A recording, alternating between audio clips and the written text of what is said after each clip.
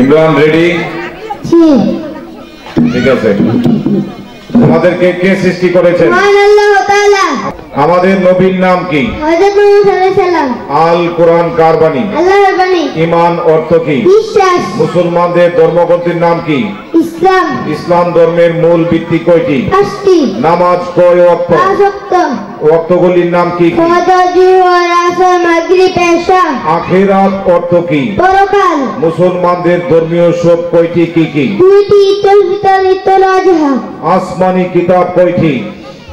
104টি। প্রসিদ্ধ কিতাব কয়খানা ও কি কি? 4খানা, তাওরাত, জাবুর, ইনজিল, কোরআন। সর্বশেষ আসমানি কিতাব কোনটি? আল কোরআন। কোরআন শরীফে মোট কয়টি সূরা রয়েছে? 114টি।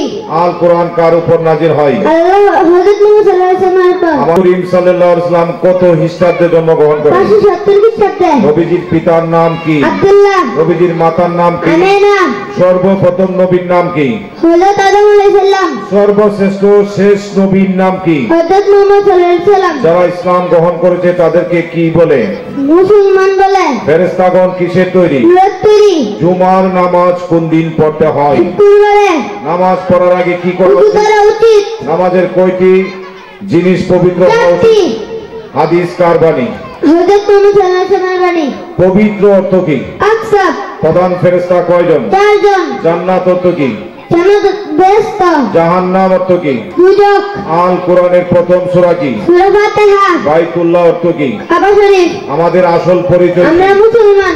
আরবি মাস কোন মাসে প্রথম নাজিল হয়? পবিত্র রমজান মাসে। ফেরেশতাদের প্রধান বা নেতা কে? হযরত জিবরাইল আলাইহিস সালাম। পবিত্রতা কি? ঈমানের অঙ্গ। আল্লাহ তাআলা কোথায় থাকেন? আরশে আজিমে। পৃথিবী কার হুকুমে চলে? আল্লাহর হুকুমে। আমাদের পালনকর্তা কে? মহান আল্লাহ তাআলা। রব শব্দের অর্থ কি? পবিত্রতা। আমাদের রব কে? মহান আল্লাহ তাআলা। ওকে।